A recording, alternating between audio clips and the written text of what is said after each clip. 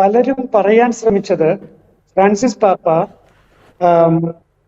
LGBTQA+ അങ്ങനെ ആ സംഗതികളെ പാപ്പ പ്രൊമോട്ട് ചെയ്യുന്നു എന്നാണ് പലരും പറയാൻ ശ്രമിച്ചത്. പക്ഷേ അത് ഒരു തെറ്റായ ആരോപണമായി. പാപ്പ അങ്ങനെ പറയാൻ അല്ല ശ്രമിച്ചത്. പാപ്പ പറയാൻ ശ്രമിച്ചത് ഇത്തരത്തിലുള്ള വ്യക്തികളെ മാറ്റി നിർത്തുന്ന, ഒഴിവാക്കുന്ന, അല്ലെങ്കിൽ പിണ്ടം വെച്ച് പടിയടക്കുന്ന ഒരു ശൈലി നമുക്കുണ്ട്. അവിടെയും പാപ്പ ഒരു പാസ്റ്ററിന്റെ നിലപാട് എങ്ങനെ എന്നതാണ് പാപ്പ കാണിച്ചു തന്നത്. വളരെ വ്യക്തമായും പാപ്പ പറഞ്ഞത് ആരെയും ഒറ്റപ്പെടുത്തരുത്, ഒഴിവാക്കരുത്. അങ്ങനെ ഒറ്റപ്പെടുത്തിയത് കൊണ്ടോ ഒഴിവാക്കിയത് കൊണ്ടോ അവരെ നേടാനോ അവരുടെ ആത്മീയ മേഖലയെ മെച്ചപ്പെടുത്താനോ അവരെ നവീകൃതമായ ജീവിത രീതിയിലേക്ക് നയിക്കാനോ നമുക്ക് സാധിക്കുകയില്ല. മറിച്ച് അക്കംപനി ദം, ബി വിത്ത് ദം. ഡിജോ ഒന്ന് ആലോചിച്ച് നോക്കുക. പാപ്പയുടെ ഈ നിലപാട് കൊണ്ടല്ലേ കേരളത്തിൽ തന്നെ നോക്കൂ, CMC സിസ്റ്റേഴ്സ്, ഞാൻ എത്രയോ പ്രാവശ്യം അവിടെ പോയി, നമ്മുടെ ആ തൃക്കാക്കര പരിസരത്ത് CMC സിസ്റ്റേഴ്സ് ട്രാൻസ്ജെൻഡേഴ്സിന് വേണ്ടി അവർക്ക് വേണ്ടി ഒരു ഹൗസ് നടത്തുകയാണ്. അവിടെ 2 സിസ്റ്റേഴ്സ് താമസിക്കുകയാണ്. അവരുടെ കാര്യങ്ങൾ നോക്കാൻ വേണ്ടി, അവരുടെ പ്രശ്നങ്ങളിൽ ഇടപെടാൻ വേണ്ടി, അവർക്ക് ജോലി കണ്ടെത്താൻ വേണ്ടി, ഇങ്ങനെ പലപ്പോഴും പല വിധത്തിലുള്ള പ്രോബ്ലംസും അവരുടെ ഭാഗത്തുനിന്ന് ഉണ്ടാകുന്നുണ്ട്, അതിൽ സംശയമില്ല. പക്ഷേ നോക്കണം, അത്തരത്തിലുള്ളൊരു കെയറൊക്കെ സഭയിലേക്ക് കുത്തിവയ്ക്കാൻ പാപ്പയുടെ ആ നിലപാടിന് കഴിഞ്ഞില്ലേ? ഇത് പറയുമ്പോൾ ഉടനെ തന്നെ ക്രിസ്മസ് നക്ഷത്രത്തിൽ ഉടനെ മഴവിൽ വേണം എന്ന് പറയുന്ന ആ രീതിയുണ്ടല്ലോ, അത് അപകടകരമാണ്. അതിനെ അല്പം പോലും ഞാൻ പ്രോത്സാഹിപ്പിക്കില്ല. കാരണം എന്താന്ന് വെച്ചാൽ അത് ഇത്തരം കാര്യങ്ങള് വലിയൊരു സംഭവമാണ്, അത് പ്രൊമോട്ട് ചെയ്യാം എന്നുള്ള രീതിയാണ്. പാപ്പയുടേത് ഇത് പ്രൊമോട്ട് ചെയ്യുന്ന ഏർപ്പാടല്ല. പാപ്പയുടേത് ഇവിടെ നമ്മൾ പുലർത്തേണ്ട ഒരു പാസ്റ്ററൽ നിലപാട് എന്തായിരിക്കണം എന്നുള്ളതാണ്.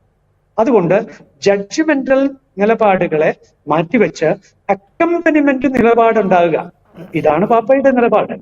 അതാണ് സഭ മനസ്സിലാക്കേണ്ടത്. അല്ലാതെ ഈ ക്രിസ്മസ് നക്ഷത്രത്തിൽ ഉടനെ ഈ മഴവില്ല് കയറ്റിവെക്കുക. ഞാൻ ഓർക്കുന്നുണ്ട്, ജൂബിലി സമയത്ത് ഞാൻ റോമിലുണ്ടായിരുന്നു, ജൂബിലിക്കാലം. അവിടെ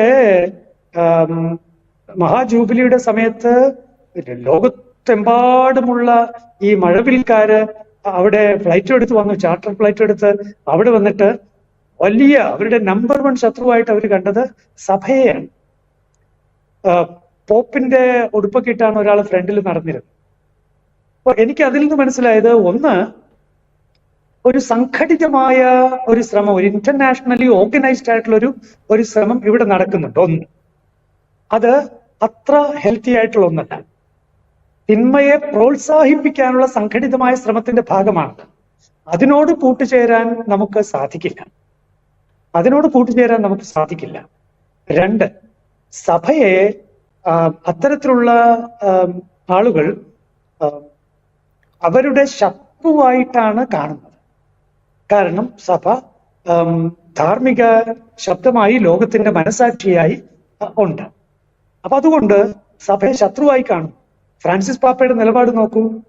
ശത്രുവായി കാണുന്ന ആ നിലപാടിന്റെ കാരണം എന്ത്? ഒരു ജഡ്ജ്മെന്റൽ ലൈനിൽ നമ്മൾ നിൽക്കുന്നത് കൊണ്ടാണ്. ഒരു അക്കംപനിമെന്റ് ലൈനിൽ നിൽക്കാൻ എന്തുകൊണ്ട് കഴിയുന്നില്ല? ഞാന് ഇറ്റലിയില് കുറച്ചു നാള് 9 വർഷത്തോളം പഠിക്കാനുണ്ടായിരുന്നു. അവിടെ പാസ്റ്ററൽ മിനിസ്ട്രി ഒക്കെ നടത്തിയിട്ടുള്ളതാണ്. ചിലപ്പോഴൊക്കെ നമ്മൾ വിഷമിച്ചു പോകും അവിടുത്തെ ചില അമ്മമാരുടെ കരച്ചില് കാണുമ്പോൾ. കാരണം അവരുടെ മക്കള് അവർക്ക് ഈ വലിയൊരു സംഘർഷം മക്കൾക്കുണ്ട്. ഇവരുടെ ജെൻഡർ ഇഷ്യൂ വെച്ചുള്ള സംഘർഷമാണ്. പക്ഷെ ആ സംഘർഷത്തിൽ ഒരാള് ആത്മഹത്യ ചെയ്യുക പോലും ചെയ്തു. വേറൊരാള് ജീവിതം താറുമാറാകുന്ന രീതിയിൽ വീട്ടില് അടച്ചു കഴിയുന്നു. ഇങ്ങനെയൊക്കെയുള്ള അനുഭവങ്ങള്, ഇതിനെ നമുക്ക് കണ്ടില്ലെന്ന് നടിക്കാൻ പറ്റുമോ? അതുകൊണ്ട് അവരെ ഒന്നും അടുപ്പിക്കരുത്, കൂട്ടരുത്, ചേർക്കരുത്.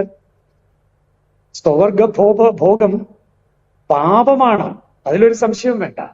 അതൊരിക്കലും നമ്മൾ തിരുത്തിയിട്ടില്ല.